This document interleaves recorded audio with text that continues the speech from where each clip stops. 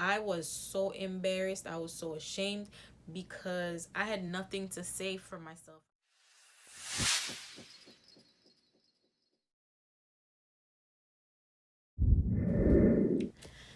Hey beauties, welcome back to my channel. It's your girl Belanne. Hope you guys are doing well and staying safe. So this video, I am hoping is going to help someone out there who is thinking of starting their own business, being their own boss in the cosmetology field, opening up a salon suite, leasing a salon suite to see clientele, whether you do hair, makeup, facials, nails, whatever it is.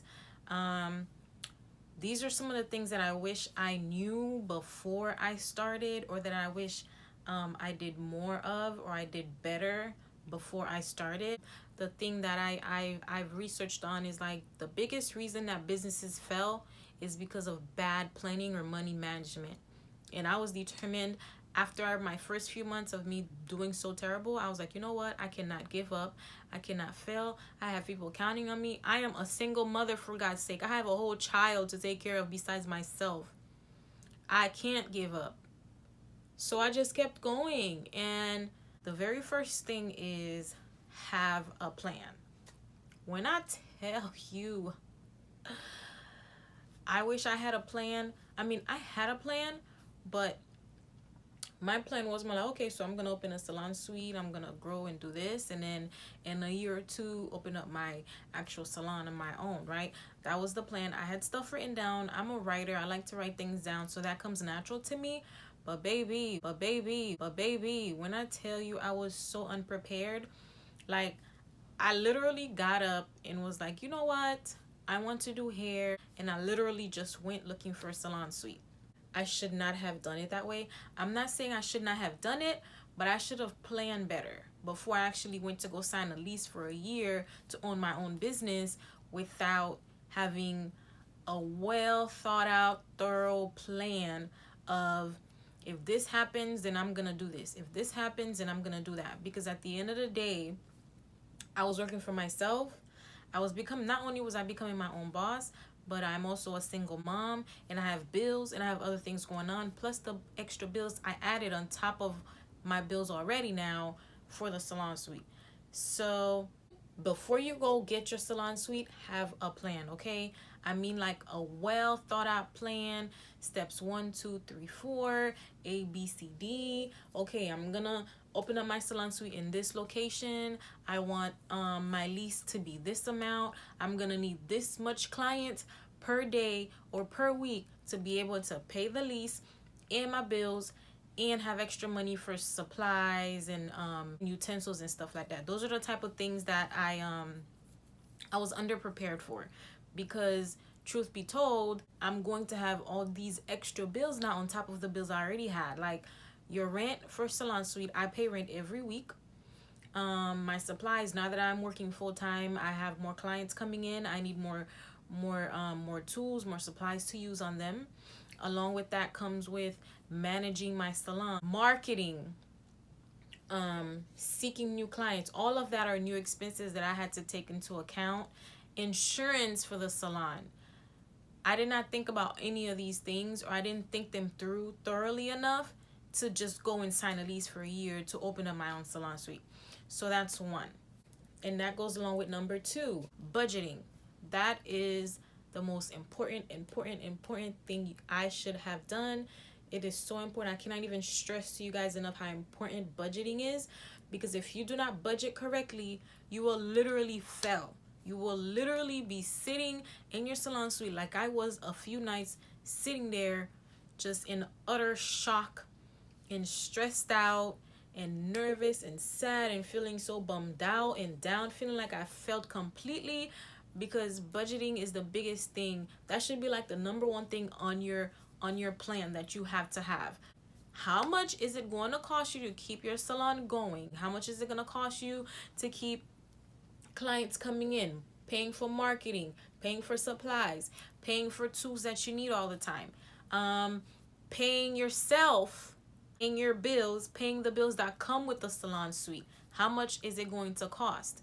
An example that I had to quickly think of with myself was, okay, let's say I do a service that's $75 per person and it takes me 2 hours to do it. And if I'm going to work 8 hours a day for 5 days a week, I need to calculate how much that comes up to, the $75 per person, how many clients I could see for those hours. I have to calculate if somebody doesn't show up or if people come late, and then I have to leave to go get my daughter from daycare. So all of that you have to take into account, and then you have to make sure that that fits in with whatever bills you have to pay. For instance, if you need to see 5 clients a day for 5 days a week to be able to pay the bills for the salon, and pay yourself and pay your bills, then you have to make sure that you have a minimum of 5 clients per day, no matter what.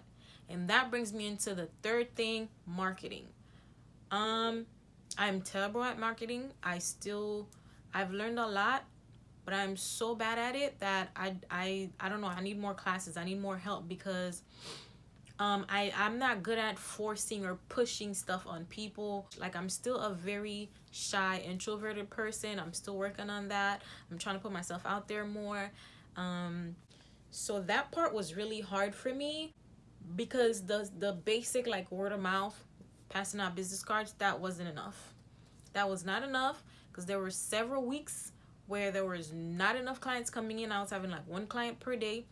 Rent was still due every Friday, yet I had 1 client per day coming in. Hey, look at how far you've made it to the video. So go ahead, thumbs up this video and subscribe to the channel if you haven't done so already. So number 3 is get your marketing going. Maybe before you get your salon suite, have a budget set aside for marketing. Speak to a professional about what they can do for you in your business, how much it's going to cost you.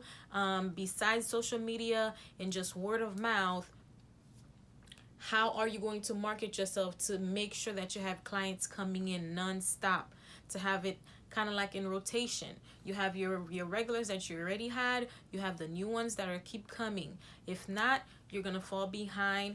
And when I tell you, it got to the point where I did not have enough for a couple weeks to pay rent, and the owner of the salon suite had to literally call me into a one-on-one meeting. I was so embarrassed. I was so ashamed because I had nothing to say for myself. I mean, I couldn't defend myself because I'm late. I'm late on payments. What can I say? He doesn't even know me. But I was so thankful that he was willing to sit and talk to me, because that is how I still own my salon suite now. Because if it would have been anywhere else, they would have been kicked my ass out. They would have kept my deposit and tell me to deuces and rent it out to somebody else, because money is time. Time is money. If you're not paying, then they can easily get somebody else who's willing to pay the rent every week. But he worked with me, so thank God for that. The next thing you need to do is you need to be aware that now that you are working for yourself and owning your own spot, you are going to be the hairstylist, the manager of the salon, the front desk or receptionist, the person that sets the appointments, the shampoo girl, the cleaning lady, the maintenance person, the person who answers the phones, the person who schedules appointments, the person who communicates with clients and answers questions whenever they need them to, the person who makes sure that they sell products. Retail is important, you guys. Whew, I was overwhelmed. Because now I'm the one person and I have to do all this stuff now because I own a salon, a full-blown business owner. There's a lot that comes into it. And if you're the only person like I was when I first started that had to do all those things, you have to mentally get yourself ready for that. Because if not, you're going to drop the ball on something. Like what I ended up having to do was literally take out my binder. It's a planner that I have, and I had to write down, okay, this day I'm going to see this much clients. I'm going to work from this time to this time. I'm going to make sure I focus on this task today so that I can leave on time, pick up my daughter from daycare, come home, be with her, and then wake up the next day and do it again. The next day, okay, I'm going to focus on this task this day. I'm going to do this and do this and that. If I didn't start to do that, I would have been so behind on everything. I would have had terrible customer service, and that's something I will not go for. Customer service is very important. So if I'm over here not paying attention to my clients, not doing good at my consultations because I'm so overwhelmed at cleaning up after this person, or worried that I didn't book the next person to come, like it becomes overwhelming. So you have to know that you are going to be the person that has to manage everything salon wise until you're able to get somebody to do it with you or hire people to do it with you. And that comes with my final tip. Get a very, very, very, very good app or booking service that does a lot of that for you. Thank God I found Gloss Genius. I use this app now. It's very inexpensive. It doesn't cost too much. I think it's like $24 per month that I pay right now. And it's an online booking link. My clients can just go online and book their appointments. It sends reminders for me. I don't have to do that myself. And if somebody wants to send me a message, it sends it via my email and via my phone. It keeps track of my expenses for me. I just have to make sure I log them in every time I purchase something. It keeps track of money coming in and out, keeps track of retail for me. It keeps track of inventory. It keeps track of my clientele. It keeps track of how many times they come, how many times they go. It tells you when I haven't seen somebody for a minute. It does text reminders, you guys. That was so important. I can do mass messaging, send out a message letting them know, hey, I have a sale or I have a coupon or a special this week, and it sends it to everybody.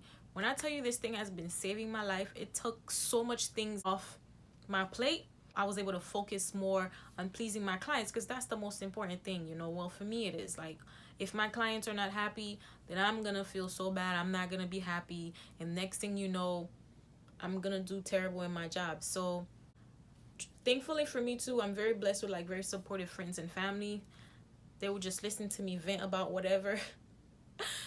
So I encourage you to get a good support system. If it's not your friends or family, get like a mentor, because when you're going through stuff like that, and this is something serious and this is something big and you have no idea what you're doing, it's great to have someone you could kind of go to for advice or bounce ideas off of. I thankfully got a mentor way later in the game, but better late than never, because that's how I was able to learn a lot, do better, and I'm still working on so much. But yeah, that's what I wanted to talk to you guys about. I hope this helps you. If you have any questions or you need to know anything about any of what I said, please feel free to message me. I'm here to help. I'm still experiencing this, going through it, so it would be great to know that I'm able to help somebody else that's trying to go on the same journey or even a different journey than me. At least I could explain the steps to take and stuff like that. So yeah, thank you guys for watching. Stay blessed, have a great day, and I'll talk to you next time. Bye.